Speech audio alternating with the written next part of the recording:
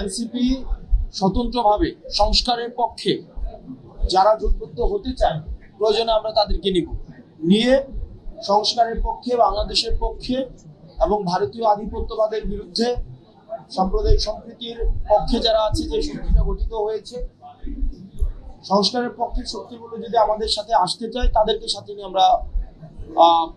আমরা জোট গঠন করতে পারি। কিন্তু যারা সংস্কারের বিপক্ষে অবস্থান নিয়েছে, যারা দেশের সংস্কার কার্যক্রমকে বাধাগ্রস্ত করেছে, 24-এ যে কারণে মানুষ রাস্তায় নেমে এসেছিল, সেই জন আকাঙ্ক্ষার বিরুদ্ধে যারা অবস্থান নিয়েছে, তাদের সাথে এনসিপির কোনো জোট, তাদের সাথে এনসিপির কোনো ধরনের কোনো নির্বাচনী অ্যালায়েন্স, সেটি আসলে সম্ভব নয়।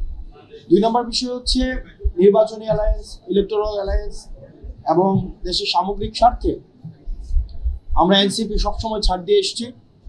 আমরা সংস্কারের পক্ষে সবসময় ছাড় দিয়ে এসেছি। জাতীয় ঐক্যমত্যের প্রশ্নে আমরা সবসময় ছাড় দিয়ে আসছি।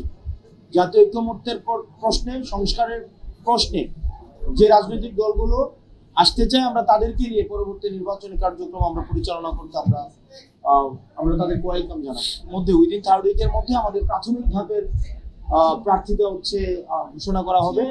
আওয়ামী লীগ এখন বাংলাদেশে অপ্রাসঙ্গিক, এটি নিয়ে আসলে আমাদের লুক ফরওয়ার্ড, আমাদের সামনে ভাবতে হবে। যারা আওয়ামী লীগের সুবিধাভোগী ছিল, যারা পেইড কিছু ইন্টেলেকচুয়াল আছে, বুদ্ধিজীবী আছে পেইড, যাদেরকে ভাড়ায় খাটানো যায়, এইসব মানুষ, তারা আওয়ামী লীগের পক্ষে এতদিন বৈধতা উৎপাদন করেছে। কিন্তু গত 2 দিনের কার্যক্রমে বুঝে যাওয়া উচিত যে আওয়ামী লীগ কখনোই গণমানুষের দল ছিল না। এই যে আগুন, সন্ত্রাস, জ্বালা পোড়াও, এগুলো কারা করেছিল অতীতে এবং বর্তমানে কারা করেছে, এটি সুস্পষ্ট হয়ে গিয়েছে গত 2 দিনের কার্যক্রম। আপনাদের একটা বিষয় মাথায় রাখতে হবে, আওয়ামী লীগের যে পতন, সেটি কিন্তু কোনো নিয়মতান্ত্রিক ভাবে হয়নি, যে ব্যালটের মাধ্যমে সেটি হয়েছে। আবার ব্যালটের মাধ্যমে তাদের আমরা তাদেরকে নিয়মতান্ত্রিক ভাবে আবার রাজনীতিতে ফিরিয়ে নিয়ে আসার যেই কথা বলা হচ্ছে, সেটি হবে। আওয়ামী লীগের পতন হয়েছে এটি গণঅভ্যুত্থানের মধ্য দিয়ে। গণঅভ্যুত্থানের ম্যান্ডেট হচ্ছে জনতার ম্যান্ডেট এবং এটি হচ্ছিল সার্বজনীন ম্যান্ডেট। তো সেই জায়গাতে গণঅভ্যুত্থানের মধ্য দিয়ে যে রাজনৈতিক দলের পতন হয়, সেই রাজনৈতিক দলের উপযোগিতা ফুরিয়ে যায় বলেই হচ্ছে গণঅভ্যুত্থান সংগঠিত হয়।